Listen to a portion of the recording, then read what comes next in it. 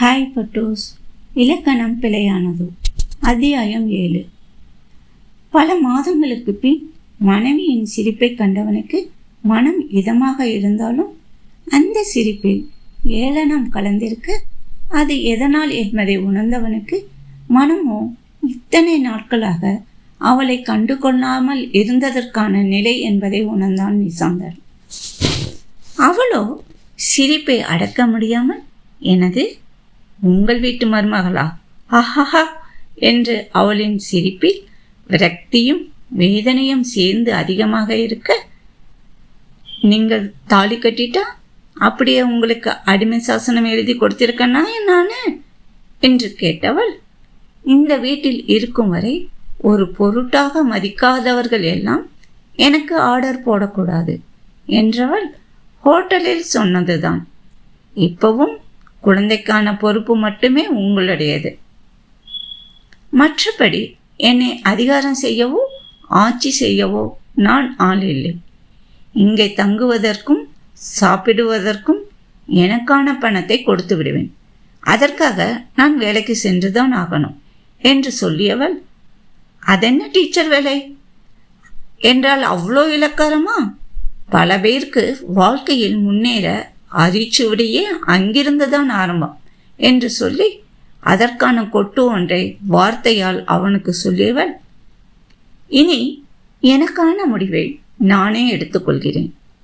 அப்படியே அதற்கான உதவி தேவைப்பட்டாலும் உங்களிடம் வந்து நிற்க மாட்டேன் என்று நிம்மர்வாக கூறியவளை பார்த்த நிசாந்தனுக்கு இவளின் ஆக்டிவிட்டீஸ் எல்லாம் மாறி போனதற்கு என்ன காரணமாக இருக்கும் என்று எண்ணம் இருந்தாலும் அதை வெளிப்படையாக கேட்கவில்லை அவன்.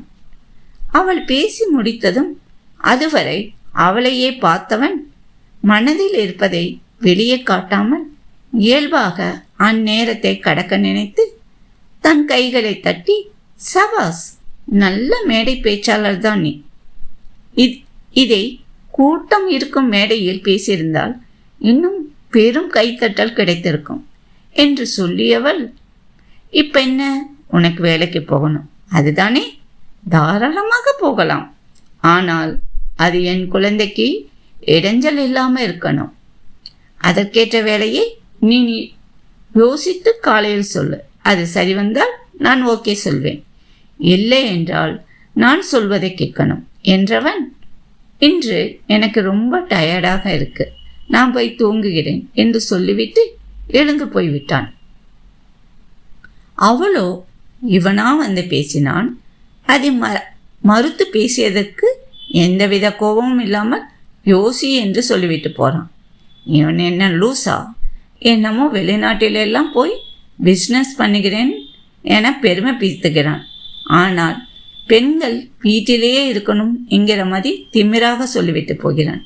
எவ்வளோ திமிர் இது என்று தனக்குள்ளேயே பேசிய சுகாசினிக்கு தலைவலியே வந்துவிட்டது. அவள் பேசியதை யோசிக்க என்ன இருக்கு? இவனின் வீட்டில் இருப்பதால் இவன் சொல்வதற்கெல்லாம் தலையாட்டும் பொம்மை என்று நினைத்து விட்டான் போல. அப்ப இருந்த சுகாசினி வேறு, இன்று வாழ்க்கையில் பட்டு அனுபவித்த சுகாசினி வேறு என்று நினைத்தவள் வேலைக்கு போகணும். ஆனால் குழந்தையை தனியாக இங்கேயும் விட முடியாது. என்ன பண்ணலாம் என்று நினைக்க நினைக்க அவளுள் பழைய எண்ணங்களின் நினைவுகள் அலைமோதியது. ஆனால் அதை தலையை ஆட்டி அந்நினைவை ஒதுக்கியவள், இனி நடப்பதை மட்டுமே யோசிக்கணும் என்று புத்திக்கு உரைக்குமாறு பலமுறை மனதில் சொல்லிக்கொண்டவள் இப்ப இருக்கும் குழப்பமான மனநிலையில் எதை யோசித்தாலும் தவறாக தான் இருக்கும்.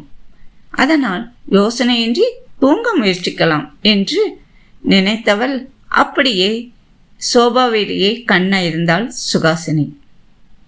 இடையில் தூக்கத்தில் ஆதினி சினுங்கவும் நிசாந்தனை குழந்தையை கவனித்து கொண்டான்.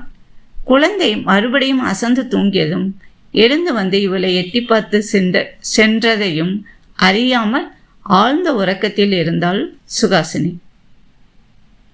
அடுத்த நாள் எழுந்ததும் ஆதினி சோபாவில் படுத்திருந்த அவளை உலுக்கியதில் அப்பொழுதுதான் அவளுக்கு விழிப்பே வந்தது.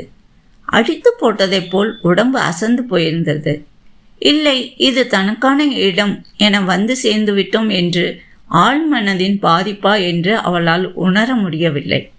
அப்படி ஒரு ஆழ்ந்த உறக்கம் அவளை தழுவியது அன்றைய இரவு. குழந்தை வந்து எழுப்பும் வரை அவளுக்கு தன்னிலை மறந்த நிலைதான். மீண்டும் மீண்டும் அவளை ஆதினி உழுக்கவும் சற்றென எழுந்தவள், பாப்புமா என்று குழந்தையை தூக்கி கொஞ்சிவள், சாரிடா தங்கம், அம்முவை அம்மா கவனிக்காமல் விட்டுட்டேன், குட்டி வயிறு பசிக்குதா என்று பேச, ஆதினியோ அவளின் முடியை ஆட்டி கன்னத்தை கடிக்க, அச்சோ சாரி சாரி என்று சொல்லியவள் குழந்தைக்கு குடிக்க கொடுக்கணும் என்று எழுந்து அங்கே வெளியே கிளம்பி நின்றவனை, அம்முக்கு எல்லாம் கொடுத்து முடிச்சாச்சு, நீ போய் குளித்துவிட்டு ஆபீஸ் ரூமுக்கு வா என்றவன் ஆதினியை தூக்கி கொண்டு கீழே சென்றான் நிசாந்தன். அவன் சொன்னதை கேட்டு திகைத்தவளோ அவன் குழந்தையை பார்த்து கொள்ளும் பாங்கும் அம்முவும் சினுங்காமல் அப்பாவுடன் ஒன்றியதைக் கண்டு சிறு பொறாமையாக இருந்தாலும் அதை ரசிக்கவும் செய்தாள் சுகாசினி. அவன் சொன்னதைப் போல தன் வேலைகளை முடித்துவிட்டு அவனுடைய ஆபீஸ் ரூமிற்கு செல்ல, ஹாலில் அமர்ந்திருந்த ராஜலட்சுமியும் அம்மாவும் பொண்ணும் ஆள்மைக்கிகள். அன்றும் இன்றும் அப்பனும் மகனும் அப்படியே உருகி போய் கிடக்குதுங்க. மற்றவர்களெல்லாம் கண்ணில் தெரியல போல என்று சென்று கொண்டிருந்த சுகாசினியின் காதில் விழுமாறு பேசவும், அதை கேட்டவளோ திரும்பி ராஜலட்சுமி துச்சமாக ஒரு பார்வை பார்த்தவள், உங்களைப் போல மற்றவர்கள் மனத்தை குத்தி பேசும் ஆளுக்கெல்லாம் பதில் சொல்லணும் எனக்கு அவசியமில்லை என்று சொல்லிவிட்டு விடு என்று ஆபீஸ் அறைக்குள் சென்றவளின் மனமோ கொதிப்படைந்தது. எல்லாம் இவனால் வந்தது என்று மனதிற்குள் கணவனை அர்ச்சனை செய்தபடி உள்ளே போனவள் அதிர்ந்து போனாள். அங்கே அவளுடைய மாமனார் ஆதினியை கொஞ்சிக் கொண்டிருக்க, கணவனோ அதை ரசித்தபடி குழந்தையோடு இருவரும் ஐக்கியமாயிருந்தனர். சுகாசினிக்கு தெரியவில்லை, ஆதினிதான் குடும்பத்தில் இருக்கும் எல்லோருக்கும் இணைக்கும் பாசக்கயிறு என்று உணராத பேதையா அவள்?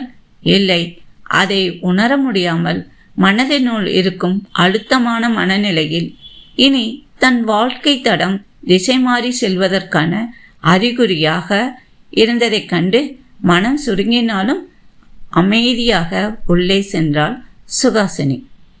அடுத்த பாகத்தை நாளை பார்க்கலாம். நன்றி, வணக்கம்.